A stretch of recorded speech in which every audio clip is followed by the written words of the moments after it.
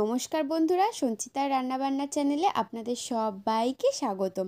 তো শীতকাল মানেই হচ্ছে প্রচুর সবজির সম্ভার। প্রচুর সবজির সম্ভার যেহেতু, তাই জন্য ফ্রাইড রাইসের মজাটাই আলাদা। তো ফ্রাইড রাইস খেতে গেলে আমরা সব ধরনের সবজি এই শীতকালেই পেয়ে। শীতকালে ফ্রাইড রাইস খেতে আপনাদের কেমন লাগে বলুন তো? আমার তো খুবই ভালো লাগে। তো শীতকালে সমস্ত সবজি ফ্রাইড রাইসের টেস্ট আরও দ্বিগুণ করতে আপনারা বাড়িতেই খুব সহজ পদ্ধতিতে এই ফ্রাইড রাইসটা বানিয়ে নিতে পারবেন। তো চলুন ভিডিওটা স্টার্ট করি।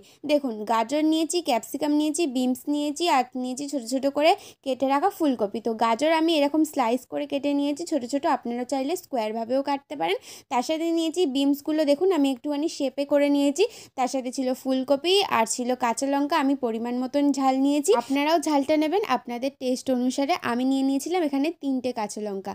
আর আমি এখানে নিয়ে নিয়েছি 1.5 কিলো চাল। 1.5 কিলো চাল মানে আমার এখানে 3টে গাজর লেগেছে, 250 গ্রামের মতন বিনস লেগেছে, একটা ছোট ক্যাপসিকাম লেগেছে, আর 200 গ্রামের মতন কড়াইশুঁটি। তো কড়াতে সাদা তেল দিয়ে আমি ভালো করে ফ্রাই করে নিয়েছিলাম গাজরগুলো, আর তার সাথে একটুখানি নুন দিয়ে দিয়েছিলাম। পরপর স্টেপ বাই স্টেপ আমি একটা একটা করে সবজি ভেজে আপনাদেরকে দেখাবো। আপনারা চাইলে সবজিগুলো একটার পর একটা ভেজেও করে নিতে পারেন। ফার্স্ট ভেজে নিয়েছিলাম গাজর, তারপরে ভেজে নিয়েছি ফুলকপি, তারপরে ভেজে নিয়েছি একসাথে।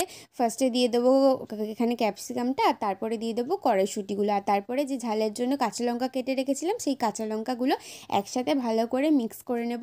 আর আগে থেকে ভিজিয়ে রেখে দিয়েছিলাম কাজু বাদাম আর কিশমিশ, সেটা আপনারা পরিমাণ মতোই দেবেন। আমি এখানে ব্যবহার করেছি 25 গ্রাম কাজু, আর হচ্ছে তার একটুখানি কম পরিমাণে কিশমিশ। আমি আগে থেকে জলে ভিজিয়ে রেখে দিয়েছিলাম, সেটাকে একটুখানি হালকা ফ্রাই করে নিলাম। জাস্ট নামাবো তার আগে একটুখানি নেড়ে চেড়ে নিলাম।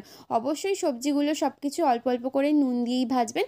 তারপরে আমি চলে আসছি ভাতের দিকে। জলটা ফুটে আসবে, তার মধ্যে দিয়ে দেবো গোটা গরম মশলা, 2টো দারচিনি, 2টো এলাচ আর 2টো লবঙ্গ, তার সাথে 2টো তেজপাতা আর একটুখানি সাদা জিরে দিলে কালারটা খুব সুন্দর আসে। তারপরে চালটা দিয়ে দেবো, ভাতটা বেশ ঝুড়ি হয়ে যাবে। ফ্যান ঝেড়ে নিয়ে নামিয়ে নেবো আলাদা তুলে। আর তার সাথে ভাতের মধ্যে একটু নুন দিতেও অবশ্যই আপনারা ভুলবেন না।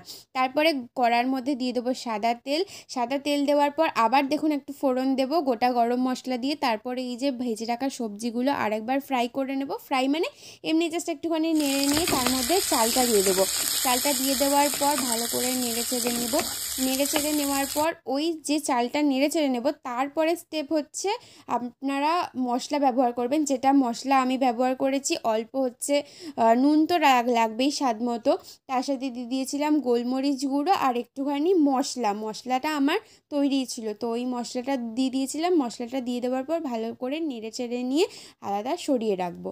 এরপর নেক্সট হচ্ছে, শুধু কি ফ্রাইড রাইস খেলে হবে? ফ্রাইড রাইসের সাথে আর একটাও তো আইটেম লাগবে, সেই আইটেমটাও আমি করে নিয়েছিলাম, সেটা আপনাদের সাথে শেয়ার করছি। সেটা হচ্ছে চিলি পনিরটা খুব সুন্দর টেস্ট হয়। আমি যেহেতু পুরোপুরি ভেজ বানিয়েছিলাম, ফ্রাইড রাইসের সাথে আপনারা চাইলে পেঁয়াজ ব্যবহার করতেও পারেন বা পেঁয়াজ পাতাও লাস্টে ছড়িয়ে দিতে পারেন। এরপর বানিয়ে নেব চিলি পনির। তো চিলি পনির বানানোর জন্য আমি এখানে 200 গ্রাম পনির ব্যবহার করেছি। তার সাথে সবজির জন্য ক্যাপসিকাম, এখানে নিয়ে নিয়েছি টমেটো, 3টে কাঁচা লঙ্কা আর একটুখানি কড়াইশুঁটি। তো এই সবজিগুলোকেও ভালো করে ফ্রাই করব। ফার্স্ট আবার কড়াতে একটুখানি ঘি দিয়ে দিলাম। ঘিয়ের মধ্যে পনিরগুলোকে একটু ভেজে নেব। তার আগে একটু কর্নফ্লাওয়ার দিয়ে ভালো করে পনিরগুলোকে একটা লেয়ার বানিয়ে নিচ্ছিলাম। তার সাথে একটুখানি নুন আর একটুখানি গোলমরিচ গুঁড়ো মাখিয়ে নিয়েছিলাম। আমি গুঁড়ো লঙ্কাটা স্কিপ করেছি, চাইলে আপনারাও এর মধ্যে গুঁড়ো লঙ্কাটাও অ্যাড করতে পারেন, তার জন্য কালারটা খুব সুন্দর আসে। তো ভালো করে দেখুন মাখিয়ে নেওয়ার পর কড়াই ঘি দিয়ে এটাকে একটুখানি ভালো করে 2 থেকে 3 মিনিটের মতো ফ্রাই করে নেব, যতক্ষণ না গায়ে একটুখানি কালার আসে। বেশি ফ্রাই করার দরকার নেই, তাহলে পনিরের যে মানে সুন্দর একটা গন্ধ বা ফ্লেভার সেটা চলে যাবে। আমি দেখুন একদম অল্প পরিমাণে ফ্রাই করেছি। এরপর পনিরগুলোকে একটা জায়গায় তুলে রেখে ফার্স্টে আমি ক্যাপসিকাম দেবো, তারপর টমেটো দেবো, তারপরে কড়াইশুঁটি দেবো, আর তারপরে দিয়ে দেবো ওই যে 3-4টে কাঁচা লঙ্কা দিয়েছি ফ্লেভারের জন্য। তো সেটা দিয়ে আমি ভালো করে নাড়াচাড়া করে নেব। তার মধ্যে দিয়ে দেবো একটু গোলমরিচ গুঁড়ো আর একটুখানি আদা গ্রেট করে রেখেছিলাম, সেই আদাটা দিয়ে দেবো। অল্প পরিমাণে আদা নিয়েছিলাম, আপনারা চাইলে আদাটা স্কিপ করতেও পারেন, কিন্তু আমি বলবো আদাটা না স্কিপ করাই ভালো। আদাটা দিলেও সুন্দর একটা ফ্লেভার আসে।